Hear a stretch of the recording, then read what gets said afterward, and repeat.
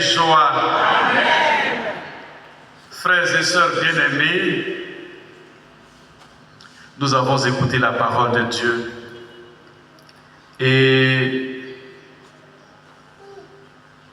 il n'y a pas meilleure adresse à souhaiter au début de cette nouvelle année que de s'appuyer sur la première lecture. Aucun prêtre, je pense, ne peut faire le commentaire de ces lectures du 1er janvier sans s'appuyer sur la première lecture d'abord.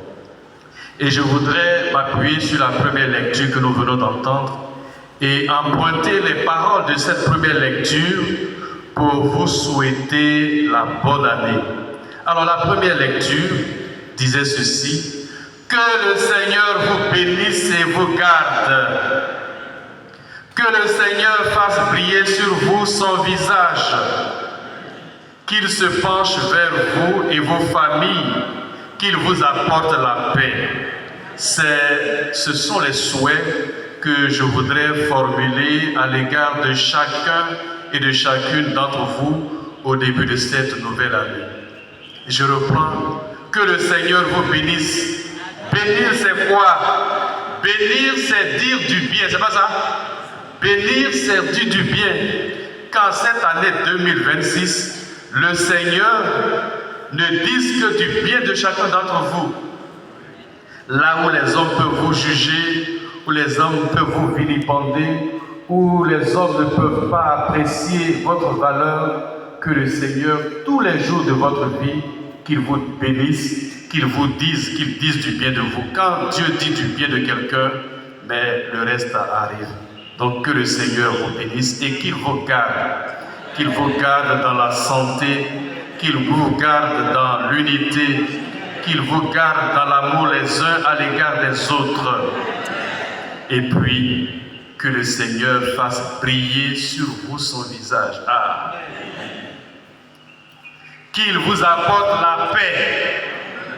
Vous savez, frères et sœurs, je ne vous apprends rien, ce monde, notre monde d'aujourd'hui, pour ne pas verser dans le pessimisme, notre monde d'aujourd'hui est tellement marqué par la violence, des guerres par-ci et par-là.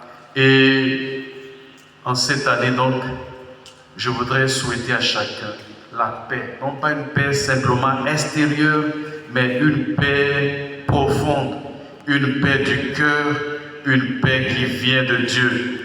Parce que le Christ, né à Noël, est véritablement le prince de la paix.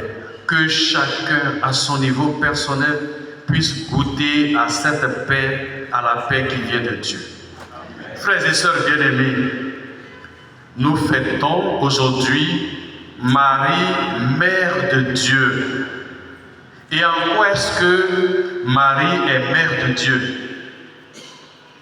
Mes frères et mes sœurs, le titre de Marie, Mère de Dieu, a été défini dans l'Église catholique en 431 au Concile d'Éphèse.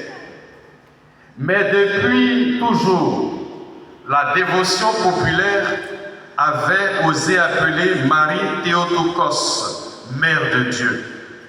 Et quand les évêques de ce temps-là eurent officiellement reconnu ce titre, la ville d'Éphèse tout entière entra en liesse et sortit dans les rues en pleine nuit pour une fête au flambeau. Frères et sœurs, Marie, Mère de Dieu, quand l'Église définit un dogme, que ce soit le dogme de l'Immaculée Conception ou tous les autres dogmes, l'Église ne définit pas un dogme à partir de rien, mais c'est à partir du vécu. C'est à partir de ce que les gens vivent que l'Église formalise le dogme et le définit. Donc ce que je disais tout à l'heure, les chrétiens avaient commencé à voir en Marie la Mère de Dieu. Les chrétiens vivaient cela. Et l'Église, au cours d'un concile, va définir cette réalité que le peuple de Dieu vivait déjà. Et donc, le concile va définir en 431 Marie comme Mère de Dieu la Théotokos. Ce que les théologiens cherchaient intellectuellement depuis 4 siècles était déjà vécu d'instinct par tous ceux qui, tout simplement, avaient écouté l'Évangile. Le rôle des conciles n'a été que de préciser en langage scientifique ce qui était suggéré par les mêmes écrivains sacrés dans le Nouveau Testament. Il a fallu d'ailleurs encore 20 ans pour que le concile de Chalcédoine en 450